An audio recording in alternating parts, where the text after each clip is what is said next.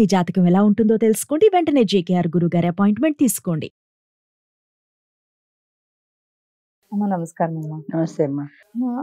ఈ మధ్య కాలంలో చాలా వింటున్నాం, అంటే అక్రమ సంబంధాలు ఎక్కువైపోతాయి. అవును అవును, బాగా ఎక్కువైపోతున్నాయి. అందులోనూ ఆడవాళ్ళు చాలా ఎక్కువగా ఈ చేస్తున్నారు మ్యారిటల్ మగాళ్ళని. అఫైర్స్ లో చాలా తెలుస్తున్నాయి వెళ్ళిపోతున్నారు. అన్నమాట. అవును అది ఎంత వరకు వెళ్ళిపోతుందంటే కొన్నిసార్లు కన్న పిల్లల్ని కూడా వాళ్ళు చంపేసి అవును ఆ పర్సన్ తో వెళ్ళిపోవడానికి రెడీ అయిపోతున్నారు అవును, అసలు యాక్చువల్గా. అవును. అయితే ఇలాంటప్పుడు ఒక రిలేషన్షిప్ లో ఒక భార్య ఎక్స్ట్రా మ్యారిటల్ అఫైర్ లో ఉందని కానీ, వేరే వ్యక్తితో రిలేషన్షిప్ లో ఉందని కానీ హస్బెండ్ ఎలా తెలుసుకోవాలి, గ్రహించాలి. అరే వెళ్తోంది అంటే వేరే పర్సన్ తో ఇంట్రెస్టెడ్ ఉంది అని తెలుసుకుని కొంచెం జాగ్రత్త పరచుకోవాలన్నా కానీ ఆ భార్య ప్రవర్తనలో కానీ ఏమన్నా తెలుస్తుంది అంటారా?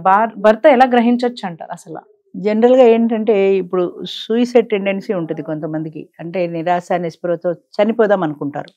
వాళ్ళకి డాక్టర్లు ఏం చెప్తారంటే అలా చనిపోవాలనుకున్న వాళ్ళకి కొన్ని లక్షణాలు ఉంటాయి. ఒంటరిగా ఉండడానికి ఇష్టపడతారు, వాళ్ళు 10 మందిలో కలవడం ఉండదు, అంటే మూడీగా ఉంటారు, ఓ మూల కూర్చొని ఉంటారు, వాళ్ళలో వాళ్ళే ఏదో ఆలోచించుకుంటూ ఉంటారు. అలాంటి వాళ్ళని వదిలిపెట్టకండి, 10 మందిలో కలిసేలా చేయండి, వాళ్ళని అబ్జర్వ్ చేయండి, వాళ్ళని కలుపుకోండి అని చెప్తుంటారు డాక్టర్.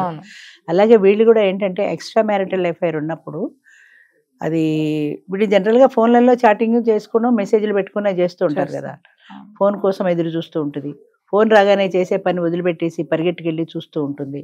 అది వేరే వాళ్ళు అనుకో నిరుత్సాహంగా జవాబు చెప్తుంది, లేదా ఆమె అనుకున్న వ్యక్తే అనుకో నేను తర్వాత ఫోన్ చేస్తానని ఏదో ఒకటి చేసి పెట్టేస్తుంది. భోజనాల దగ్గర కానీ కలిసి మాట్లాడుకునేటప్పుడు కానీ పరాగ్గా ఉంటుంది, అంటే ఎక్కడో ఆలోచిస్తూ ఉంటుంది. భర్త ఉన్నాడు కాబట్టి ఆయన ఏదో అడిగితే ఏదో జవాబు చెప్తుంది, కానీ ఆ అమ్మాయి చెప్పే జవాబులో ఆమె మనసు ఎక్కడో ఉన్నది అని అర్థమవుతుంది జాగ్రత్తగా అబ్జర్వ్ చేయగలిగితే.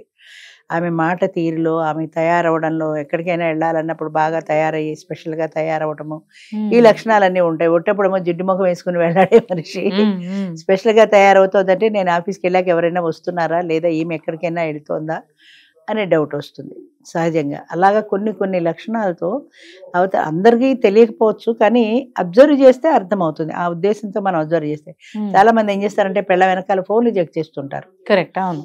చాలా మంది చేసే పని, ఆడవాళ్ళైనా మగవాళ్ళైనా సరే ఫోన్ చెక్ చేస్తుంటారు. అది ఏమన్నా అమ్మాయికి రాలా మెసేజ్ పెట్టి తర్వాత చేరిపేస్తుంది. నీకేం అర్థమవుతుంది? కాల్ చేసి కాల్ చేరిపేస్తుంది, నీకు మిస్డ్ కాల్స్ లో కనపడదు ఆ ఫోన్. అంచేత ఆ తెలివితేటలు దానికి కూడా ఉంటాయి, లేదా ఆ తెలివితేటలు వాడికి కూడా ఉంటాయి. అంత తేలిగ్గా కనపడరు వాళ్ళు కూడా. లేదా అమ్మాయి కానీ అబ్బాయిది కానీ ఫోటోలు ఏమన్నా ఉన్నాయా అని చెక్ చేస్తుంటారు జనరల్గా.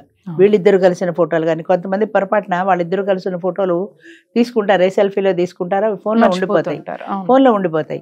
ఈమె చెక్ చేస్తే ఫోన్లో కనపడతాయి అవి, అలాగే ఆయన చెక్ చేస్తే ఆవిడ ఫోన్లో కనపడతాయి. అంచేత వాళ్ళు కూడా జాగ్రత్త పడతారు. చాలా మంది జాగ్రత్త పడి ఫోన్లో లేకుండా చూసుకుంటారు. కొంతమంది చెరిపేయడానికి మనసు ఒప్పదు, అప్పుడప్పుడు చూసుకుంటే ఆనందంగా ఉంటుంది కదా అని అట్టు పెట్టుకుంటారు. అట్టు పెట్టుకుంటే దొరికిపోతారు. అది చూడడం సభ్యత కాదు, ఫోన్లో ఒకరి ఫోన్లో ఒకళ్ళు చూసుకోవడం సభ్యత కాదు, కానీ ఇలాంటి లక్షణాలు ఉంటే తేలిగ్గా తెలిసిపోతుంది. అమ్మాయి వేరే వాళ్ళతో మాట్లాడడం, వీడితో ఫోన్ వచ్చింది అనుకో ఫోన్ తీసుకుని బయటకు వెళ్ళిపోతుంది. చుట్టాలతో మాట్లాడితే నువ్వు ఇక్కడే మాట్లాడతావు కదా, ఫోన్ తీసుకుని దూరంగా వెళ్ళిపోయి మాట్లాడాల్సిన అవసరం ఏముంది?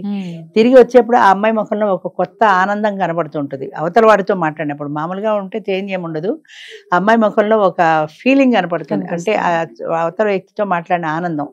ఎవరైనా అడిగితే ఎవరో ఫ్రెండ్లీ అండి అని చెప్తుంది, కానీ ఆ గ్లో తెలిసిపోతుంది ముఖంలో.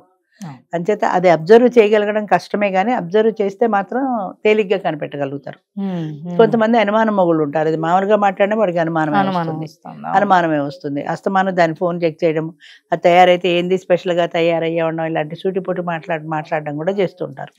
అంచేత అవి ప్రమాదమే, కానీ వీళ్ళు అబ్జర్వ్ చేయగలిగితే మాత్రం అది ఎక్కడో ఏదో ఎఫ్ఐఆర్ ఉన్నట్టుంది, లేదా ఎవరినో కలుసుకోవడానికి వెళ్తోంది అని అర్థమవుతుంది.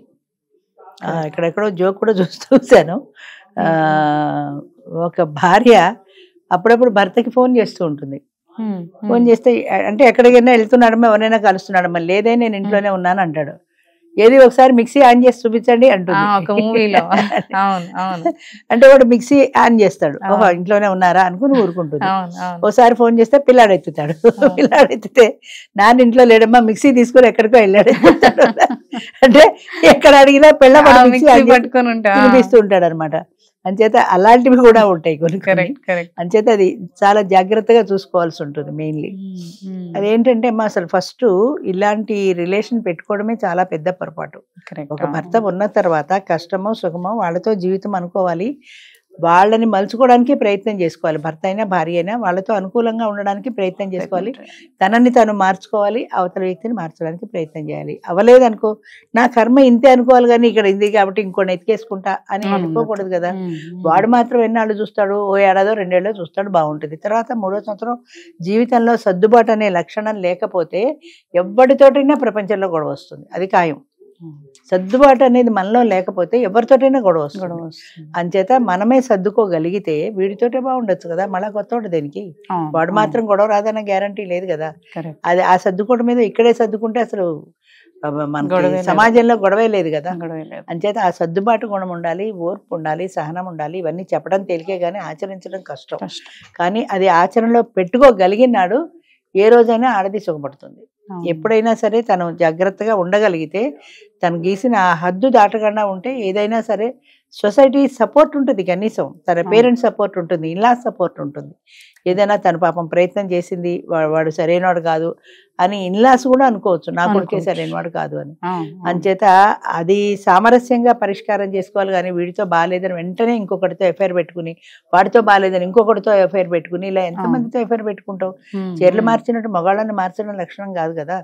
అంచేత అది ఎవరు 7 పెళ్లిళ్ళు చేసుకుని మళ్ళీ మొదటి మగుడినే పెళ్లి చేసుకుంది, ఎవరో పేరు గుర్తురావట్లేదు నాకు, హాలీవుడ్ స్టార్, హాలీవుడ్ సెలబ్రిటీ. 7 అక్కడ విడాకులు కామన్ కదా, 7గురిని మార్చింది.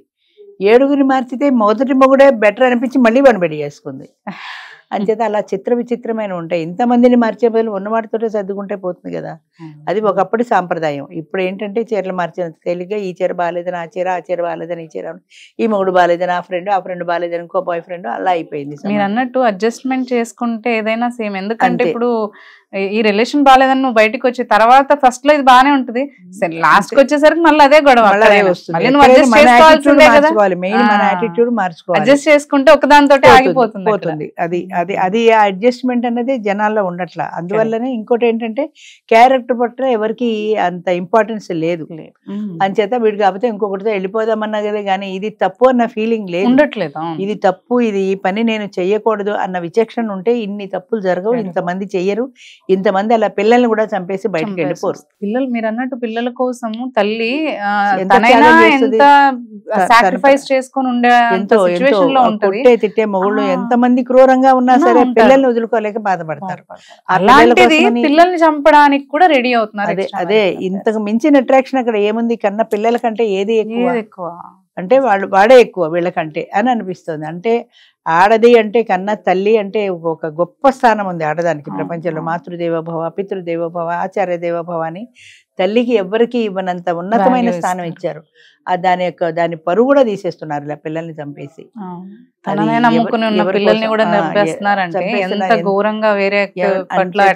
ఎంత అట్రాక్ట్ అవుతున్నారు.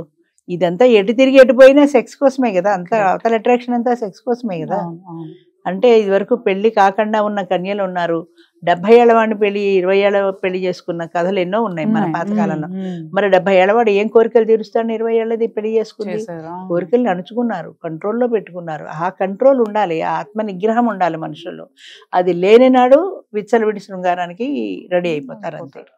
అంచేత ఆ కంట్రోల్ మనిషిలో లేకపోవడం అనేది ప్రధానమైన కారణం.